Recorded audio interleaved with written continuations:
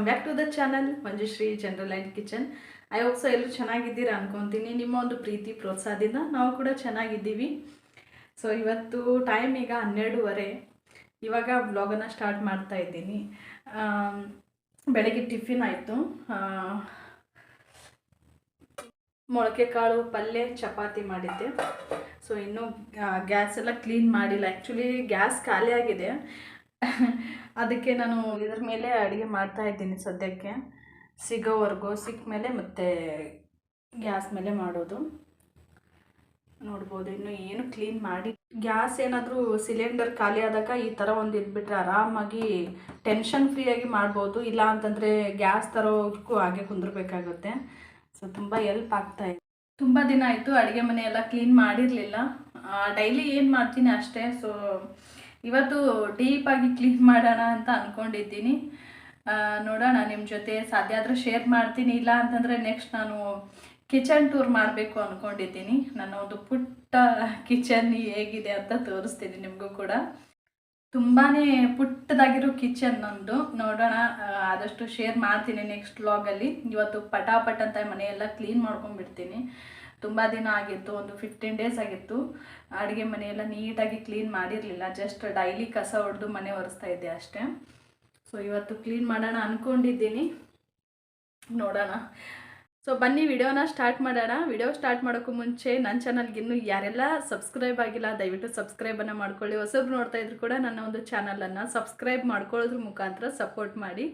ಯಾವುದೇ ಕಾರಣಕ್ಕೂ ಒಂದು ಲೈಕ್ ಕೊಡೋದನ್ನು ಮರಿಬೇಡಿ. ನಿಮ್ಮ ಫ್ರೆಂಡ್ಸ್ ಆ್ಯಂಡ್ ಫ್ಯಾಮಿಲಿಗೂ ಕೂಡ ಶೇರ್ ಮಾಡಿ. ಸೊ ಬನ್ನಿ ಇವಾಗ ಪಟಾಪಟ್ ಅಂತ ಕೆಲಸನ ಸ್ಟಾರ್ಟ್ ಮಾಡ್ತೀನಿ. ನಿನ್ನೆ ಎಲ್ಲ ರೇಷನ್ ತೊಗೊಂಡು ಬಂದಿದ್ದೀವಿ, ಹಾಗೆ ಇಟ್ಟಿದ್ದೀನಿ. ಯಾಕಂತಂದರೆ ಎಲ್ಲ ಬಾಕ್ಸ್ಗಳನ್ನು ಕ್ಲೀನ್ ಮಾಡಿ ಹಾಕಬೇಕು ಅಂತ ಹೇಳ್ಬಿಟ್ಟು. ಸೊ ನೋಡ್ಬೋದು ಇನ್ನೂ ತೆಗೆದಿಲ್ಲ ಯಾವುದನ್ನು, ಹಾಗೆ ಇಟ್ಟಿದ್ದೀನಿ. ಸೊ ಎಲ್ಲ ಕ್ಲೀನ್ ಮಾಡಿ ತೋರಿಸ್ತೀನಿ. ನೋಡ್ಬೋದು ನೀವು ಹೆಂಗೆ ಬೇಕಂಗೆ ಇಟ್ಬಿಟ್ಟಿದ್ದೀನಿ. ನೀಟಾಗಿ ಕ್ಲೀನೇ ಮಾಡಿಲ್ಲ ನಾನು. 15 ಡೇಸ್ ಆಯ್ತು ಇವಾಗ. ಸೊ ಹಾಗಾಗಿ ನನಗೆ ಈ ಥರ ಇದ್ದರೆ ಒಂಚೂರು ಇಷ್ಟ ಆಗಲ್ಲ. ಈ ಸಲ ಗಟ್ಟಿ ಮನಸ್ಸು ಮಾಡಿ ಅಷ್ಟಕ್ಕಷ್ಟೇ ಬಿಟ್ಬಿಟ್ಟಿದ್ದೆ ನಾನು. ಇವಾಗ ಕ್ಲೀನ್ ಮಾಡಿಲ್ಲ ಅಂದರೆ ನನಗೆ ನಿದ್ದೆನೇ ಬರಲ್ಲ. ಅದಕ್ಕೆ ಕೆಲಸ ಹಿಡ್ಕೊಂಡು ಕುಂತಿದ್ದೀನಿ. ಇನ್ನೂ ಸ್ವಲ್ಪ ಪಾತ್ರೆಗಳೇನಿದೆ ಅದನ್ನು ಮೇಲ್ಗಡೆ ಕಟ್ಟಿ ಇಟ್ಬಿಟ್ಟಿದ್ದೀನಿ ನಾನು. ಎಷ್ಟು ಬೇಕೋ ಅಷ್ಟೇ ಯೂಸ್ ಮಾಡ್ತಾಯಿದ್ದೀನಿ. ಯಾಕಂದರೆ ಜಾಸ್ತಿ ಕೂಡ ತಂದಿಲ್ಲ ನಾವು. ಬಾಡಿಗೆ ಮನೆ ಮತ್ತು ಮನೆ ಶಿಫ್ಟ್ ಮಾಡುವಾಗ ನಾವೇ ಕಷ್ಟಪಡಬೇಕಲ್ವಾ. ಸೊ ಮನೆ ಶಿಫ್ಟ್ ಮಾಡಬೇಕಾದವ್ರಿಗೆ ಗೊತ್ತಿರುತ್ತೆ ಅದು ಎಷ್ಟು ಕಷ್ಟ ಇರುತ್ತೆ ಅಂತ.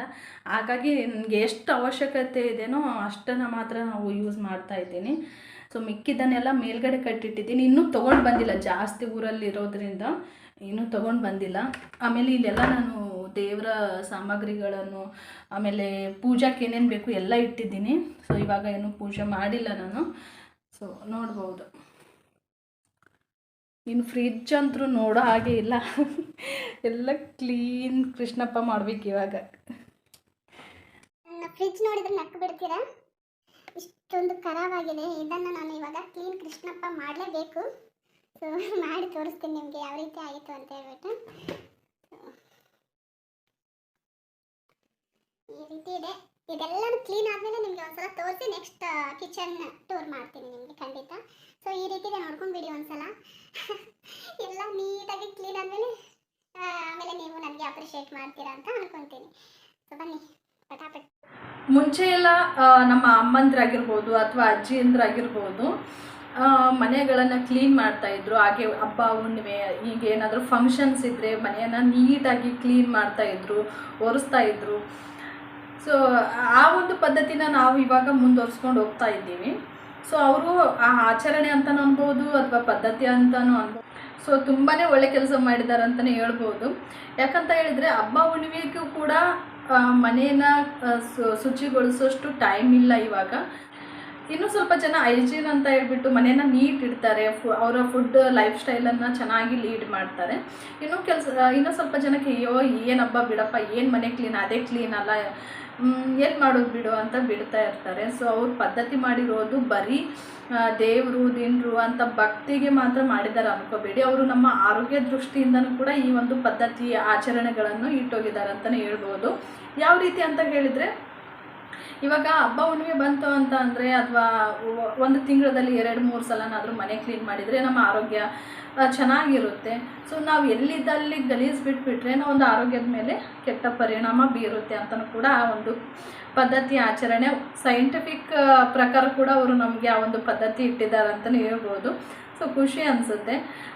ನಿಮ್ಮ ಅಭಿಪ್ರಾಯಗಳನ್ನು ಕೂಡ ಕಮೆಂಟ್ ಸೆಕ್ಷನಲ್ಲಿ ತಿಳಿಸಿ. ನಿಮಗೆ ಯಾವ ರೀತಿ ಅನಿಸುತ್ತೆ ಈ ಒಂದು ಮನೆ ಕ್ಲೀನಿಂಗ್ ಆಗಿರ್ಬೋದು, ಹಬ್ಬ ಹುಣ್ಣಿಮೆಗೆ ನಾವು ಮನೆ ಕ್ಲೀನ್ ಮಾಡೋ ಒಂದು ಆಚರಣೆ ಆಗಿರ್ಬೋದು, ಅದರ ಬಗ್ಗೆ ನಿಮ್ಮ ಅನಿಸಿಕೆಗಳನ್ನು ಕೂಡ ಕಮೆಂಟ್ ಸೆಕ್ಷನಲ್ಲಿ ತಿಳಿಸಿ. ಯಾಕಂದರೆ ಒಬ್ಬರೊಬ್ಬರ ಅನಿಸಿಕೆ ಒಂದೊಂದು ರೀತಿಯಾಗಿರುತ್ತೆ ಅಲ್ವಾ. ಹಾಗಾಗಿ ಸೊ ಹಿರಿಯರು ಏನೇ ಒಂದು ಪದ್ಧತಿ ಆಚರಣೆಗಳನ್ನು ಇಟ್ಟಿದ್ದಾರೆ ಅಂತಂದರೆ ಅದರಿಂದ ಒಂದು ಕಾರಣ ಇರುತ್ತೆ ಅಂತಲೇ ಹೇಳ್ಬೋದು.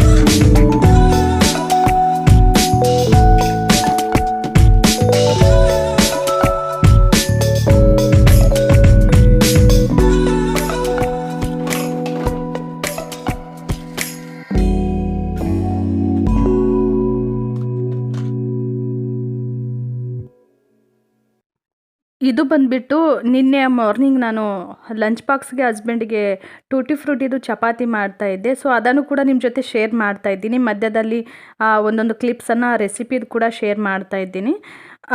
ನಿಮ್ಮ ಮನೆಯಲ್ಲಿ ಮಕ್ಕಳು ಸ್ಕೂಲ್ಗೆ ಹೋಗ್ತಾ ಇದ್ದರೆ ದಯವಿಟ್ಟು ಈ ಥರ ಒಂದೇ ಒಂದು ಸಲ ಮಾಡಿ ನನಗೆ ಕಮೆಂಟ್ ಸೆಕ್ಷನಲ್ಲಿ ತಿಳಿಸ್ತೀರಾ. ಎಷ್ಟು ಖುಷಿ ಪಡ್ತಾರೆ ಗೊತ್ತಾ ಅವರು ಈ ಒಂದು ಟೂಟಿ ಫ್ರೂಟಿ ಚಪಾತಿ ತಿಂದ್ಬಿಟ್ಟು. ಟೇಸ್ಟ್ ಸೂಪರಾಗಿರುತ್ತೆ. ತುಂಬ ಸಿಂಪಲ್ಲಾಗಿ ನಾವು ಚಪಾತಿಗೆ ಯಾವ ರೀತಿ ಹಿಟ್ಟು ಕಲಸಿರ್ತೀವೋ ಅದೇ ಒಂದು ಚಪಾತಿ ಹಿಟ್ಟಿನಲ್ಲೇ ಮಾಡೋದಿರುತ್ತೆ. ನಿಮಗೆ ಯಾವ ಥರ ಶೇಪ್ ಬೇಕೋ ಆ ಒಂದು ಶೇಪ್ನಲ್ಲಿ, ರೌಂಡ್ ಬೇಕಾದರೆ ರೌಂಡ್, ಇಲ್ಲಾಂದರೆ ಈ ಥರ ಬೇಕಂದರೆ ಈ ಥರನೂ ಕೂಡ ಮಾಡ್ಬೋದು. ಏನೋ ಒಂದು ಕ್ರಿಯೇಟಿವಿಟಿವ್ ಆಗಿ ಮಾಡಿಕೊಟ್ರೆ ಮಕ್ಕಳಿಗೂ ಕೂಡ ಇಷ್ಟ ಆಗುತ್ತೆ. ನಮ್ಮನ್ನು ಇನ್ನೂ ಹೆಚ್ಚಿಗೆ ಪ್ರೀತಿಸ್ತಾರೆ ಅಂತಲೇ ಹೇಳ್ಬೋದು. ಯಾಕಂದರೆ ಮಕ್ಕಳಿಗೆ ವೆರೈಟಿ ಕೇಳ್ತಾ ಇರ್ತಾರೆ. ಇತ್ತೀಚಿನ ಮಕ್ಕಳಂತೂ ಹೇಳೋ ಹಾಗೆ ಇಲ್ಲ. ಸೊ ಹಾಗಾಗಿ ಈ ಥರ ಏನಾದರೂ ನಾವು ಒಂದು ಸ್ವಲ್ಪ ಪ್ರಯತ್ನ ಪಡಬೇಕಾಗುತ್ತೆ. ನೋಡಿ ಈ ಥರ ಮಾಡಿ ಫಿಲ್ ಮಾಡಿದ್ದೀನಿ. ಇವಾಗ 2 ಕಡೆಯೂ ಚೆನ್ನಾಗಿ ಫ್ರೆಶ್ ಮಾಡಬೇಕು. ಸ್ವಲ್ಪನೂ ಹೊರಗಡೆ ಬರದೇ ಇರೋ ಹಾಗೆ 2 ಕೂಡ ರೆಡಿ ಮಾಡಿದ್ದೀನಿ ಇವಾಗ ನಾನು. ಅಂದರೆ ಹಸ್ಬೆಂಡ್ಗೆ ಲಂಚ್ ಬಾಕ್ಸ್ಗೆ ಹಾಕ್ತಾಯಿದ್ದೀನಿ ಇದನ್ನು. ಸೊ 2 ಇದು ಇಡ್ತೀನಿ. ಆಮೇಲೆ ಒಂದು ತುಪ್ಪ ಮತ್ತು ಚಟ್ನಿ, ಕೆಂಪು ಚಟ್ನಿ ಬರುತ್ತಲ್ವ ಅದನ್ನು ಇಡ್ತೀನಿ. ಒಂದೊಂದು ಸಲ ಪಲ್ಯ ಬೇಡ ಅಂತ ಅಂದರೆ ಆ ಥರ ಮಾಡ್ತೀನಿ. ಅವ್ರಿಗೆ ಹೊರಗಡೆ ಕಂಫರ್ಟ್ ಯಾವ ರೀತಿ ಬೇಕು ಊಟ ಅಂತಾರೋ ಆ ರೀತಿ ನಾನು ಲಂಚ್ ಬಾಕ್ಸನ್ನು ರೆಡಿ ಮಾಡಿಕೊಡ್ತೀನಿ. ಯಾಕಂದರೆ ಅವರು ಊಟ ಮಾಡ್ತಾ ಇರ್ತಾರೆ. ನಮಗೆ ನಾವು ತಿಳಿದಿದ್ದು ಮಾಡಿದರೆ ಅವ್ರಿಗೆ ಅಷ್ಟೊಂದು ಇಷ್ಟ ಆಗಲ್ಲ. ಅವ್ರ ಇಷ್ಟ ಕಷ್ಟಗಳನ್ನು ಕೂಡ ಕೇಳಬೇಕಾಗುತ್ತೆ. ಹಾಗಾಗಿ ಮೊಳಕೆ ಕಾಳಿನ ಪಲ್ಯ ಸಿಂಪಲ್ ರೆಸಿಪಿ ನಾನು ನಾಳೆ ದಿನ ನಿಮಗೆ ಖಂಡಿತ ಶೇರ್ ಮಾಡ್ತೀನಿ. ಈ ವಿಡಿಯೋ ಲೆಂದಿ ಆಗುತ್ತೆ ಅಂತ ಹೇಳ್ಬಿಟ್ಟು.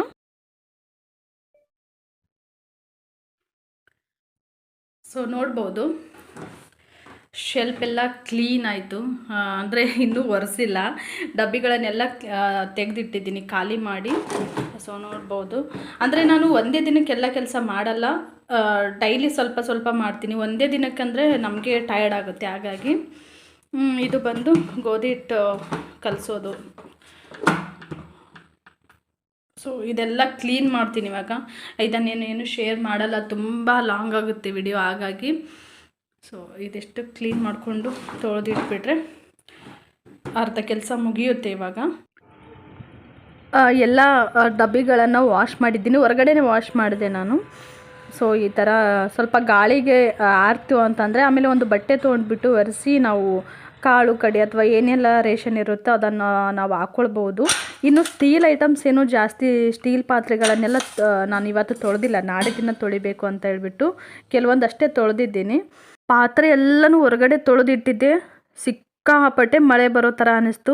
ಪಟಾಪಟ್ ಅಂತ ಎಲ್ಲ ಪಾತ್ರೆಗಳನ್ನು ಒಳಗಡೆ ತೊಗೊಂಡು ಬಂದು ಇಟ್ಟಿದ್ದೀನಿ. ಸೊ ನೋಡ್ಬೋದು, ಮಳೆ ತೋರಿಸ್ತಾ ಇದ್ದೀನಿ ನಿಮಗೆ. ಎಷ್ಟೊಂದು ಜೋರಾಗಿ ಬರ್ತಾ ಇತ್ತು ಮಳೆ ಅಂತ ಅಂದರೆ. ನಿಮ್ಮ ಕಡೆಯೂ ಕೂಡ ಮಳೆ ಇದೆನಾ ಅಂತ ತಿಳಿಸಿ. ಖಂಡಿತ ಎಲ್ಲ ಕಡೆಯೂ ಮಳೆ ಸ್ಟಾರ್ಟ್ ಆಗಿದೆ ಇವಾಗ.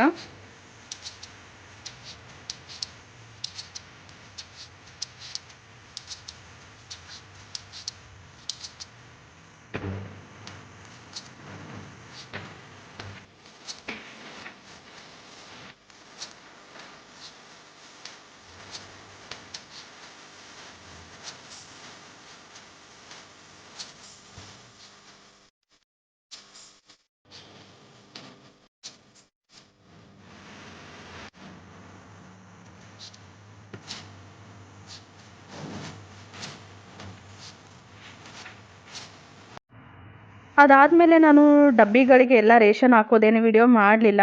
ಸಿಕ್ಕಾಪಟ್ಟೆ ಟಯರ್ಡ್ ಕೂಡ ಆಗಿತ್ತು. ಸೊ ನೋಡಲಿಕ್ಕೆ ನಿಮಗೆ ಸ್ವಲ್ಪ ಅನಿಸಿದ್ರು ಕೂಡ ನಾನು ಸ್ವಲ್ಪ ಕೆಲಸನ ಡೀಪಾಗಿಯೇ ಅಂದರೆ ಮನೆ ಕ್ಲೀನಿಂಗ್ ಏನು ಮಾಡೋದಿದ್ದರೆ ಸ್ವಲ್ಪ ಡೀಪಾಗಿಯೇ ಮನೆ ಕ್ಲೀನ್ ಮಾಡ್ತೀನಿ. ಮೇಲಿಂದ ಮಾಡಿಬಿಡಲ್ಲ. ಹಾಗಾಗಿ ಸ್ವಲ್ಪ ಟಯರ್ಡ್ ಕೂಡ ಆಗಿರುತ್ತೆ. ಬೆಳಗ್ಗೆ ನಾನು ಮಿಶ್ರ ಮೊಳಕೆ ಕಾಳಿನ ಪಲ್ಯ ಮಾಡಿದ್ದೆ. ಸೊ ಅದು ಆಮೇಲೆ ಕೊತ್ತಂಬರಿ ಸೊಪ್ಪಿನ ರೈಸ್ ಮಾಡಿದ್ದೆ ನಾನು. ಮೊಸರು ರೈತ ಇಷ್ಟನ್ನು ನಾವು ನೈಟ್ ಡಿನ್ನರ್ಗೆ ತಗೊಳ್ತಾ ಇದ್ದೀವಿ. ನೋಡ್ಬೋದು ಮುಖ ನೋಡಿ ಯಾವ ರೀತಿ ಆಗಿದೆ ಅಂತ ಹೇಳ್ಬಿಟ್ಟು.